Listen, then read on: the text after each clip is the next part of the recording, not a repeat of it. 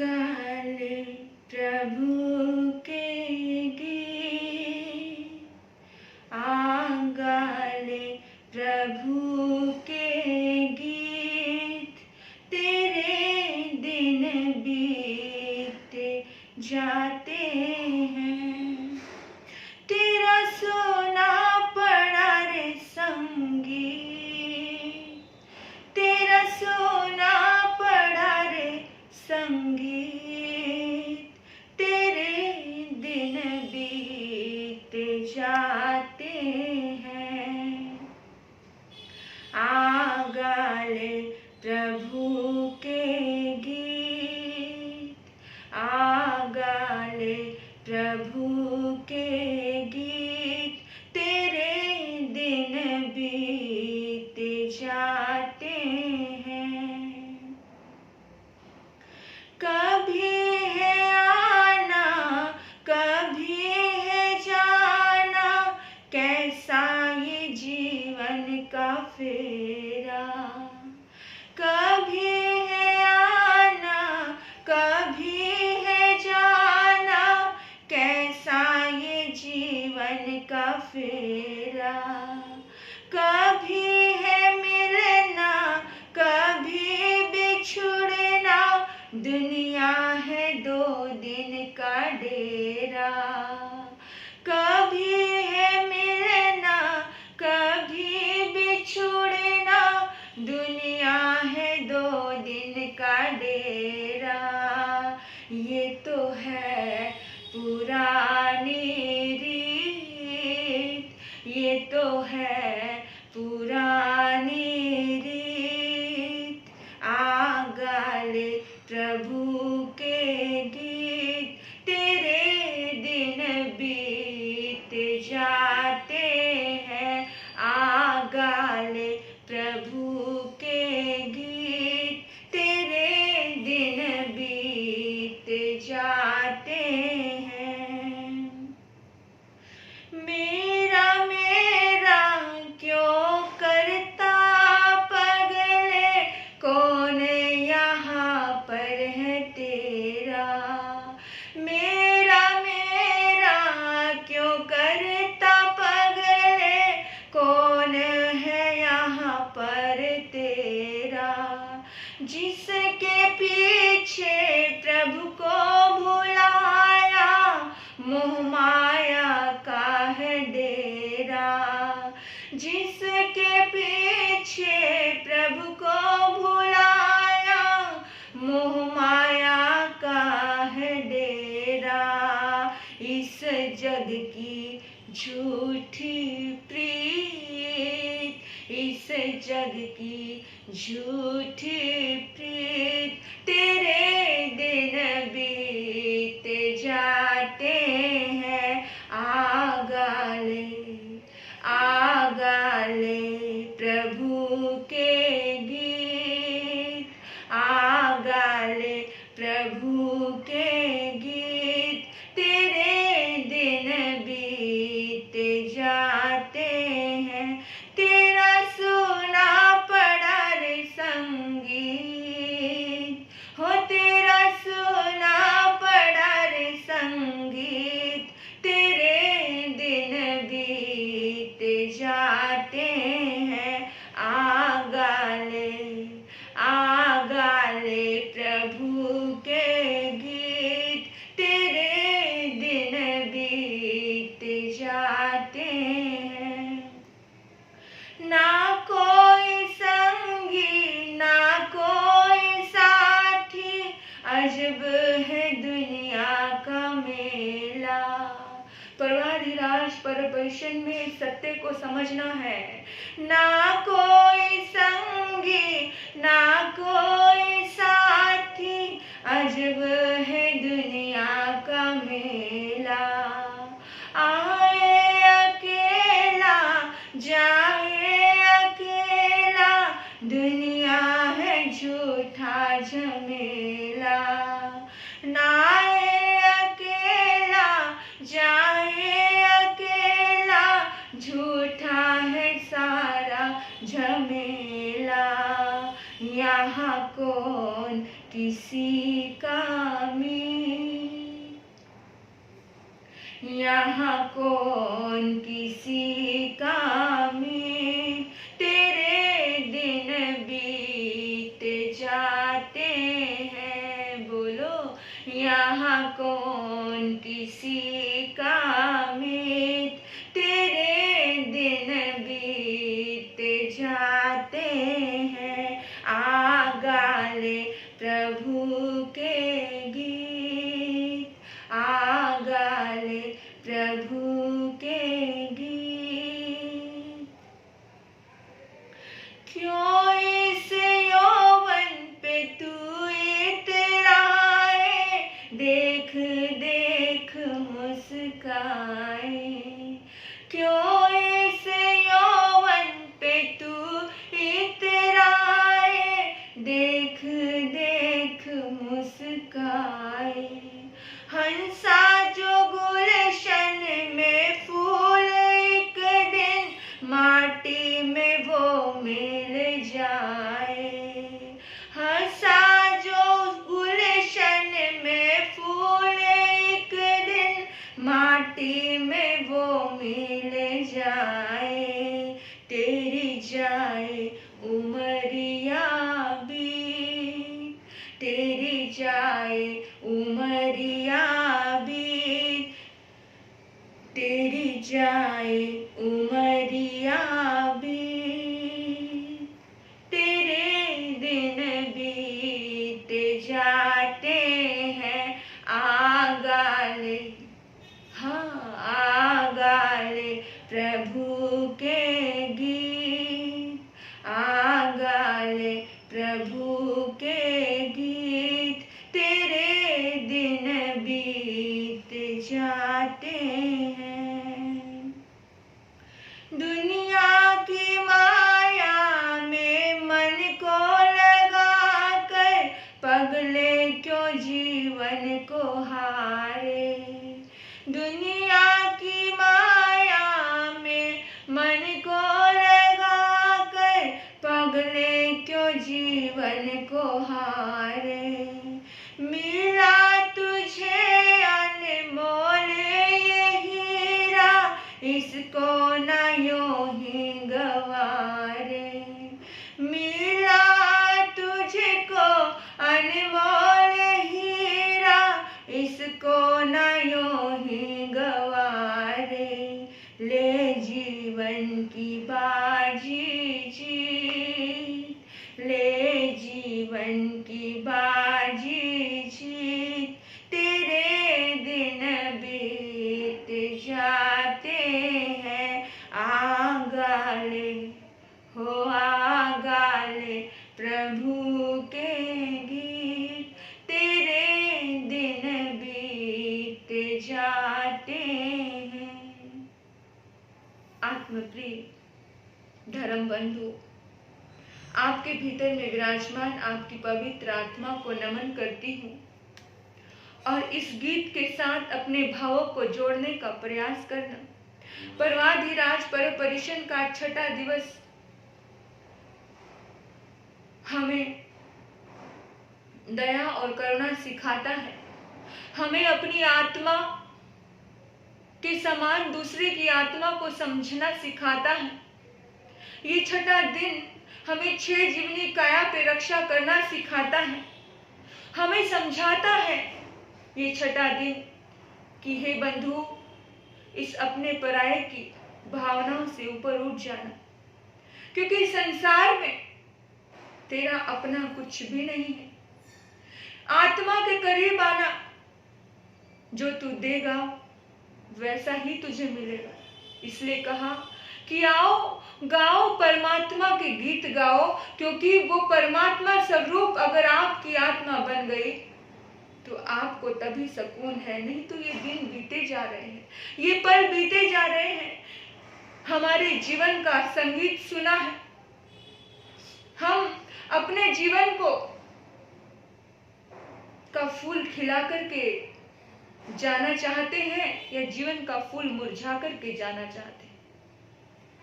विचार करना, आना जाना हर किसी को है। एक दुनिया में आए हैं तो जाना ही पड़ेगा।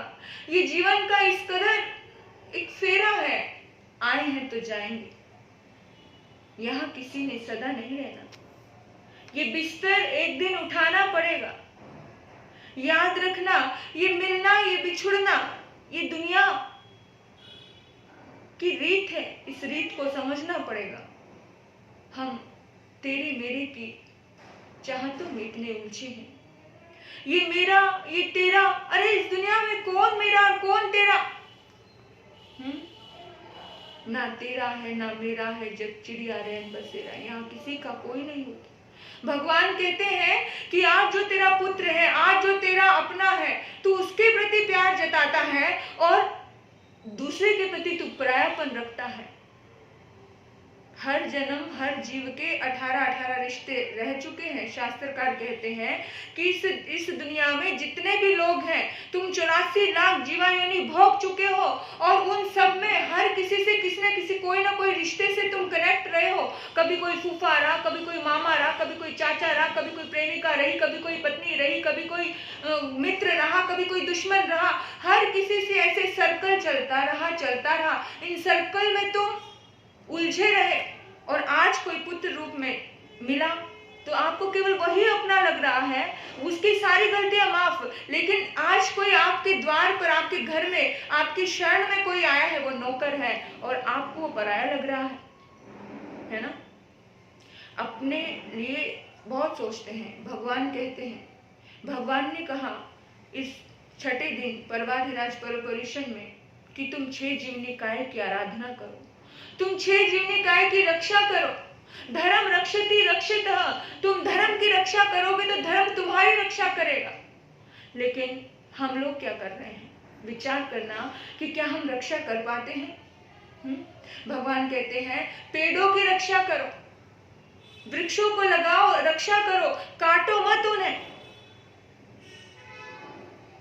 धरती माता की नमन करो, धरती माता इतना सहन करती है, उसके प्रति थैंक्स का भाव रखो। पृथ्वी का भगवान कहते हैं पानी को बचाव करो, पानी को सेव करो।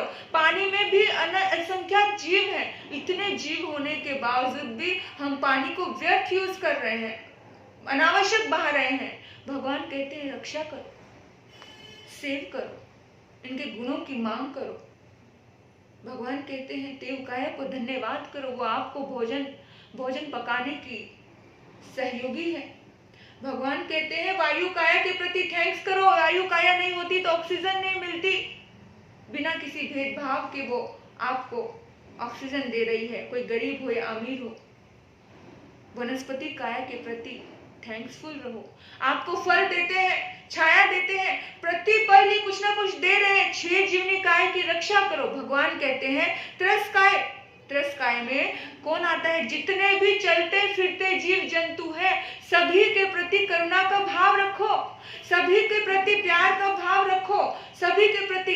अपने पराये में मत उलझिए। हम अपने पराये में उलझ के अपना पूरा जीवन व्यर्थ कर देते हैं। हम सोचते हैं कि मेरा बेटा मेरा होगा, मेरी पत्नी मेरी होगी, इस दुनिया में कोई संगी साथी नहीं है। बस जिसके साथ तुम्हारा कर्म अच्छा है वो तुम्हारे लिए अच्छा, जिसके साथ तुम्हारा कर्म बुरा हो गया एक पल नहीं लगेगा वो तुम्हारे लिए बुरा हो जाएगा, चाहे तुम्हारा बेटा क्यों नहीं।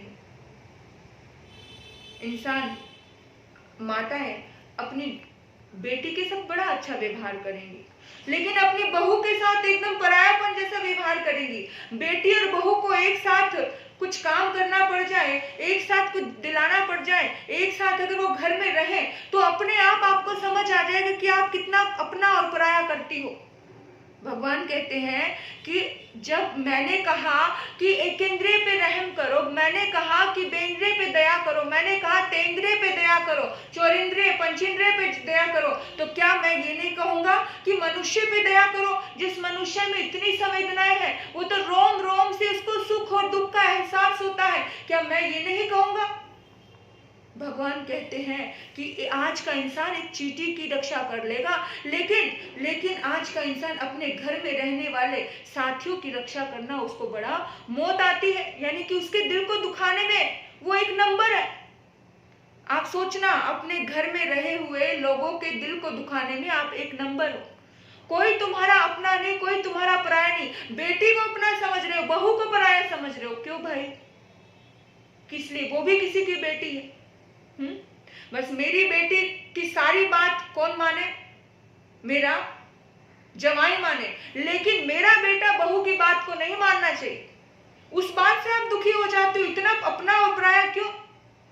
कभी कभी अक्सर मैं माँ बाप के ऊपर प्रवचन करती हूँ और उसमें मैं माँ बाप के लिए कहती हूँ कि माता पिता की इज्जत करो, सम्मान करो। तो कुछ बहनें आकर के बोलती हैं कि महाराज जी, जो बहुएं होती हैं कि कभी कभी माँ भी, सासू माँ भी और बड़े भी हमें बहुत बेचैन कर देते हैं, बहुत परेशान कर देते हैं। हम दर्द से यहाँ तक भर जाते हैं और लगता है, मन करता है सुसाइड कर ले। यार ये क्यों है? ये बड़ों के मन में भी इतनी भेदभावनाएं क्यों है? क्योंकि वहां पर अपना और पराया समझ रहे हैं। दो बेटे हैं, खुद ने ही जन्म दिया है, खुद ने ही पालन पोषण किया है, लेकिन फिर भी एक बेटे को बड़ा प्यार करते हैं और एक बेटे को बिल्कुल प्यार नहीं करते, है ना? इतनी भेदभावना क्यों? अगर आप अपनी आत्मा में जीना चाहते हो, परवाधिराज परमपुरुषन कहते हैं अपनी आत्मा में जियो। आप बाहर में जो भी कोई है उसके प्रति सम्मान भाव रखो तो कर्म का बंधन नहीं होगा। नहीं तो इन रिश्तों से इतने कर्मों के बंधन होंगे। एक से प्यार और एक से प्यार नहीं, एक को अपना मानना, एक दूसरे को पराया मानना, अनंत कर्मों का बंधन है, अनंत भेदभावना। जो शास्त्रों में आया है कि जो बांट के खाना नहीं जानता उसको कभी मोक्ष हो ही नहीं सकता।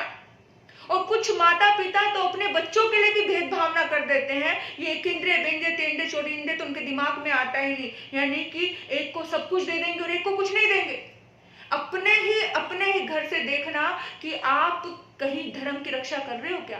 अपने ही जीवन से देखना, फिर आप, ये तो बहुत विस्तार की बात है, अपने ही जीवन को देखो, अपने रिश्तों को देखो कि कितनी भेदभावनाओं से उलझे हुए हो, कितने अपने पराये से उलझे हुए हो। भगवान बार बार कहते हैं, क्यों करता है मेरा मेरा तू बंधु, कोई नहीं है तेरा यहाँ पर।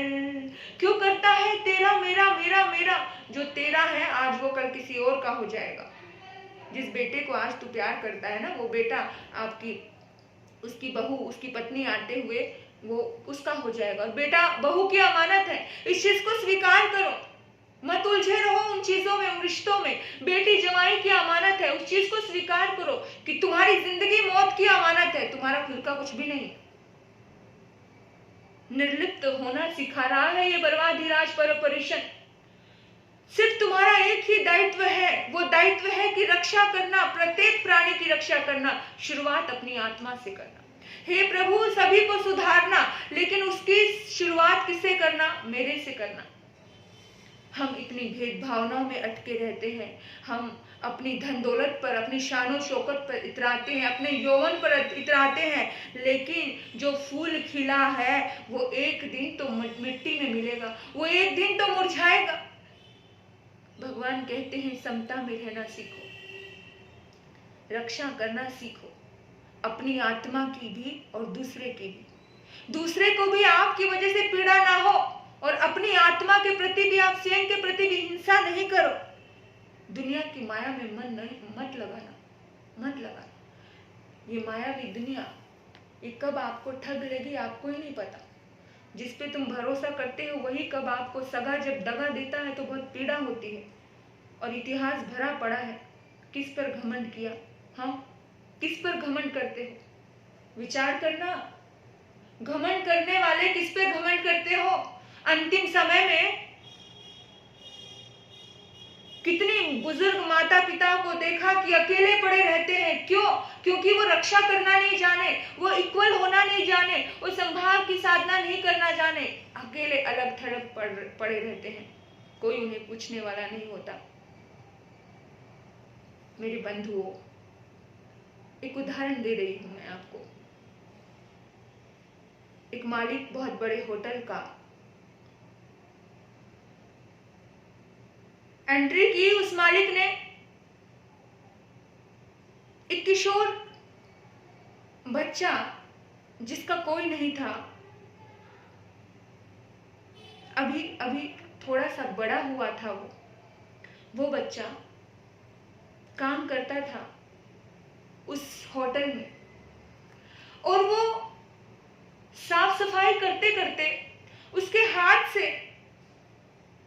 एक कांच का जार जिसमें पानी रखते हैं वो टूट गया, धड़ाम से गिर गया नीचे, और जैसे ही गिरा तो मालिक के कान खड़े हो गए। मालिक कहता है, किसके हाथों से गिरा ये? वो सहम गया बच्चा, एकदम से डरा, गलती हो गई। मालिक को पता नहीं किस बात से गुस्सा आया हुआ था, उसने सारा क्रोध उसके ऊपर उतार दिया। अच्छा, हर दिन तोड़ता रहेगा और बोलता रहेगा गलती हो गई, गलती हो गई। जब तक तुम जैसे लोगों को सबक नहीं मिलता ना, तब तक तुम्हें गलती का एहसास नहीं होता। मारा 2-4 थप्पड़ उसके कान पर बजा करके और कहा कि तेरी पगार से इसकी जो पेमेंट रहेगी वो काटूंगा। बड़ा गुस्सा। मालिक जो बड़े बड़े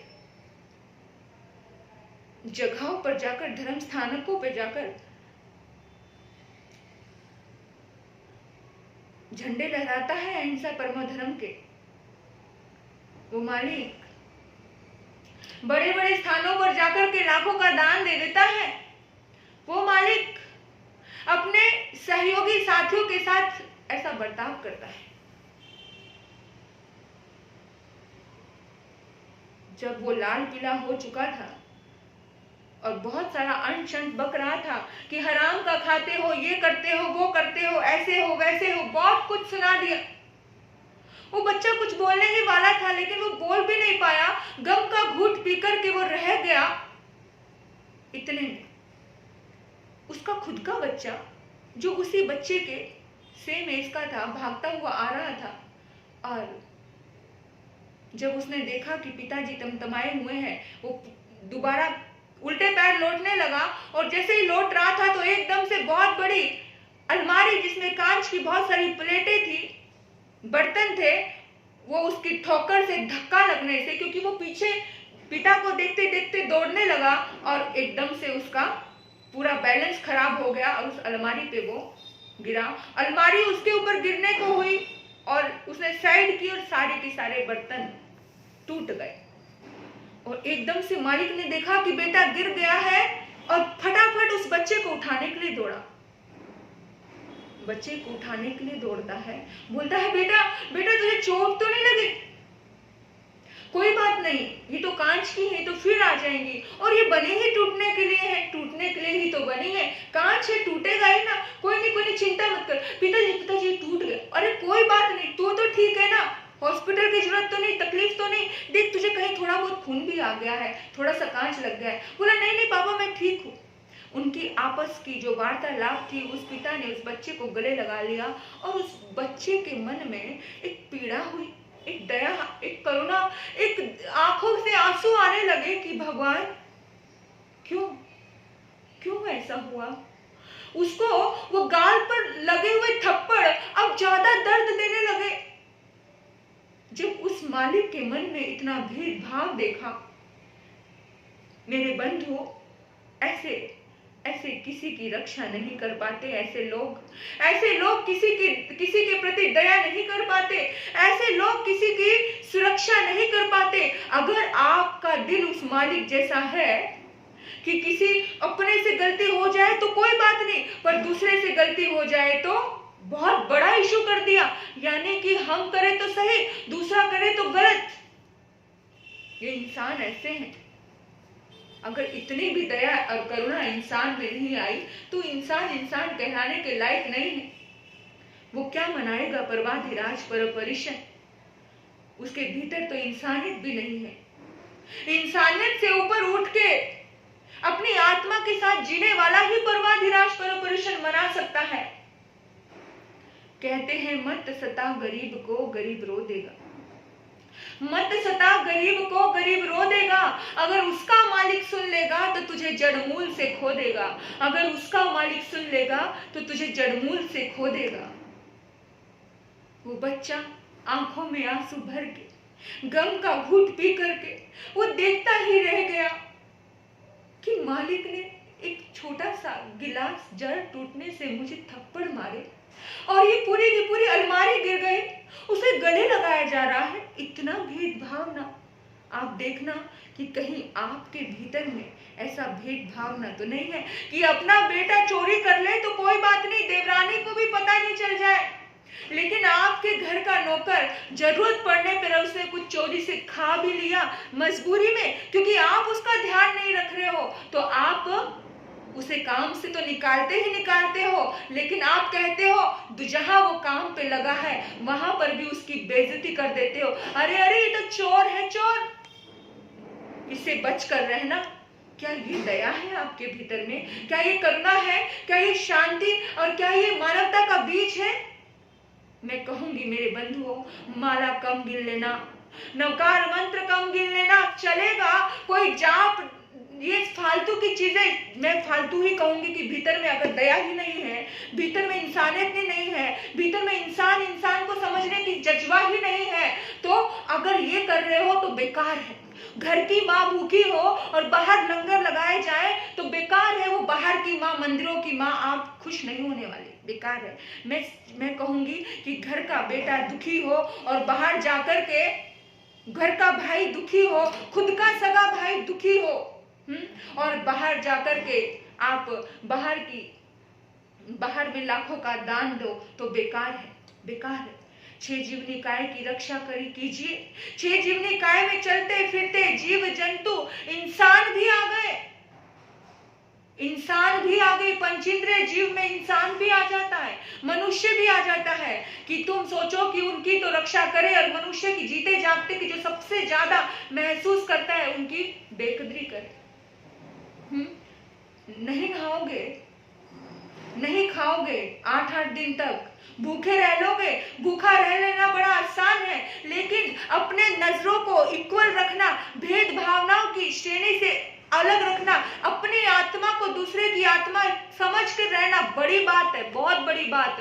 अरे मास्क बंद कर लेते हैं लेकिन उनकी कषाय नहीं जाती है, बड़े बड़े प्रवचन दे लेते हैं लेकिन उनके भीतर का ईगो नहीं जाता है कि सिर्फ मेरा नाम हो, मैं ऊंचा रहूं, मैं आगे बढ़ूं, मैं तरक्की करूं, और दूसरा कोई इंसान, मैं साधु हो, संत हो, साध्वी हो, सबकी बात कर रही हूं कि दूसरा इंसान थोड़ा सा कुछ आगे बढ़ा, साधु भी एक प्रवचनकार दूसरे प्रवचनकार को देखना पसंद नहीं करता है। इतना सा मोह हो जाता है, इतना सा मोह कि किसी ने कैसे एक भजन भी गा लिया, किसी ने कैसे एक बोल दिया, कोई थोड़ा सा आगे कैसे बढ़ गया। इतनी ईर्ष्या, इतनी जलन तुम्हारे अंदर अपनी आत्मा को समझने की जैसे दूसरे की आत्मा समझने का भाव नहीं है तो बेकार है तुम्हारे मंत्र जाप, बेकार है तुम्हारी साधनाएं, बेकार है तुम्हारा प्रवचन करना। मैं सच कह रही हूं कि क्योंकि मेरे भीतर में ये चीजें नहीं है तो मुझे बहुत ऐसा लगता है कि कैसे इंसान इतनी बड़ी बड़ी बातें कर लेता है, कैसे इंसान इतनी बड़ी बड़ी चीजें कर लेता है। तो बड़ा दुख होता है, पीड़ा होती है कि इंसान इतना द्वेष से भरकर जीता है और मुंह से अच्छी अच्छी बातें करता है, सबके सामने अच्छा अच्छा दिखने का नाटक करता है, मंदिरों में जाएगा, घंटों घंटों बैठेगा, ध्यान करेगा, साधना करेगा, मालाएं जपेगा, भूखा रह लेगा महीना महीना, 2-2 महीना, लेकिन वही करुणा नहीं है, वो परमात्मा की मैत्री नहीं है, वही राग द्वेष है, वही अपना पराया है, वही तेर मेर है, वही तेर मेर है, वो इक्वल भावना नहीं है। तो क्या आप अपनी आत्मा के नजदीक हो? भगवान कहते हैं जो व्यवहार तुम्हें पसंद नहीं वो व्यवहार तुम दूसरे के साथ भी मत कर। जो व्यवहार तुम्हें पसंद नहीं वो व्यवहार तुम दूसरे के साथ भी मत करो।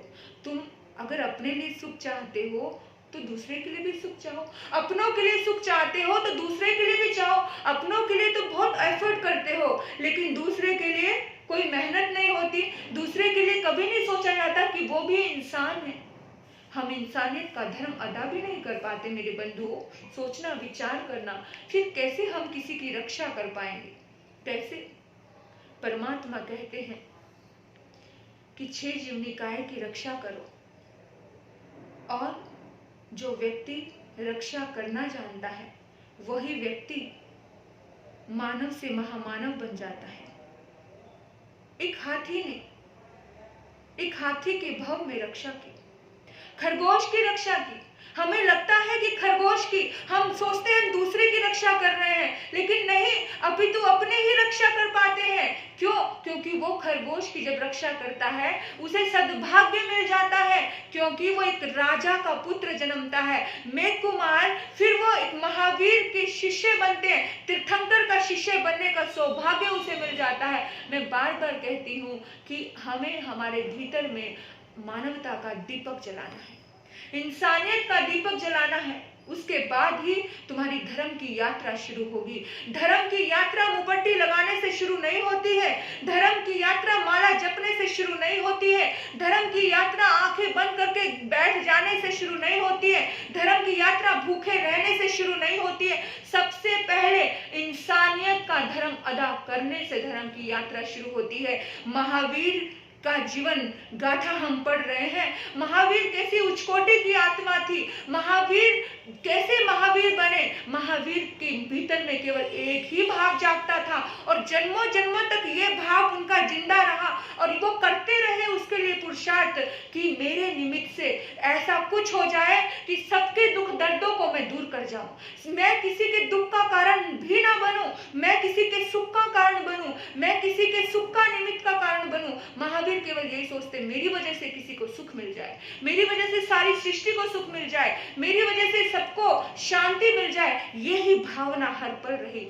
और हम कभी सोचते हैं मेरी वजह से सिर्फ अपनों को सुख मिले, मेरी वजह से अपनों को फायदा हो, पर दूसरे को फायदा हो ऐसा हम नहीं सोच पाते। जिस दिन आपने जैसा अपने लिए सोचा कि मुझे जैसा फायदा हो, वैसा ही दूसरे के लिए सोचा, वैसा ही दूसरे के लिए सोचा, तो समझना आपने धर्म की पहली सीढ़ी पर कदम रख लिया।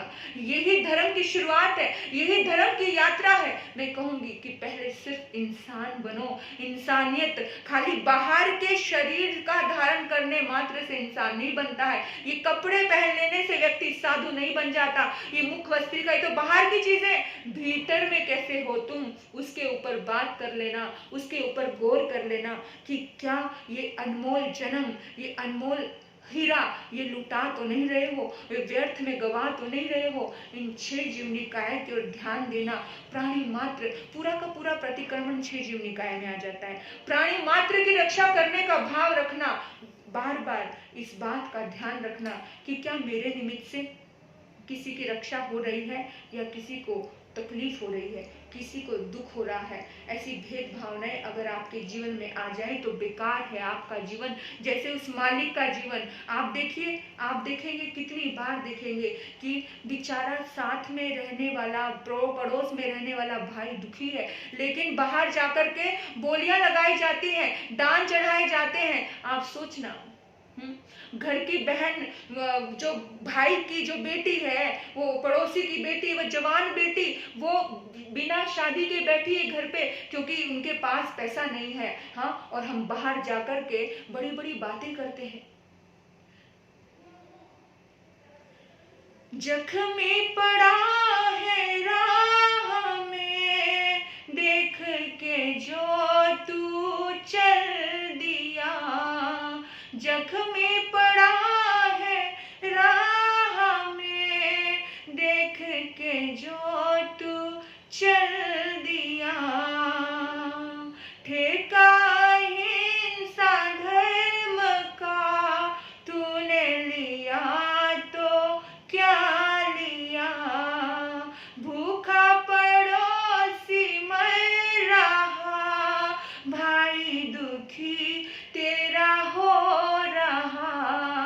भूखा पड़ोसी मर रहा, भाई दुखी तेरा हो रहा। लाखों का दान भी अगर तूने दिया तो क्या दिया। लाखों का दान भी अगर तूने दिया तो क्या दिया। सेठ की गाड़ी रफ्तार से चली जा रही थी और उससे टकरा करके गिर गया। ड्राइवर ने गाड़ी रोकी। सेठ कहता है, अरे गाड़ी क्यों रोक दी, मुझे लेट हो रहा है। उसने कहा, सेठ जी एक बार देख तो लूं बच्चे को, चोट तो नहीं आई। बोला, अरे मूर्ख, मेरा टाइम निकल रहा है, जल्दी चल। तुझे नहीं पता आज मुझे अहिंसा सम्मेलन में जाकर के झंडा लहराना है। ऐसी अहिंसा किस काम की है, किस काम की है? ये अहिंसा नहीं है मेरे बंधु, ये तो दिखावा है। ये दिखावा, तुम्हारे अंदर इंसानियत भी नहीं तो तुम धर्म के करीब ही नहीं हो। फिर कौन से बड़े बड़े आयोजनों में जाकर के अपनी शान और शौकत दिखाने जाते हो? कुछ नहीं है, खोखले हो तुम, अंदर कुछ नहीं है। अगर सचमुच इंसानियत है तो इंसानियत का धर्म अदा करो।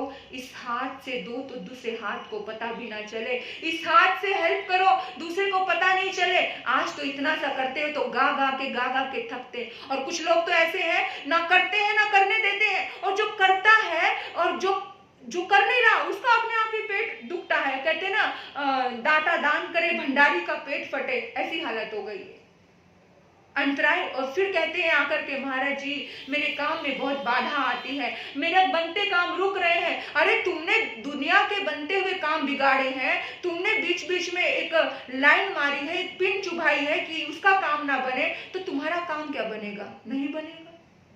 जब तुम अगर किसी की रक्षा नहीं कर पाते हो तो तुम्हारी रक्षा कौन करेगा? अगर तुम उम्मीद रखते हो कि तुम्हारी भी रक्षा हो तो तुम भी दूसरों की रक्षा करना जानो। बस परवाधि राज पर परिशन यही संदेश देता है। इस संदेश को आप भी अपनाएं, मैं भी अपनाऊं। आपने बड़े प्यार से मुझे सुना। आपके भीतर बैठे परमात्मा को नमन करते हुए ओम शांति, ओम शांति, ओम शांति।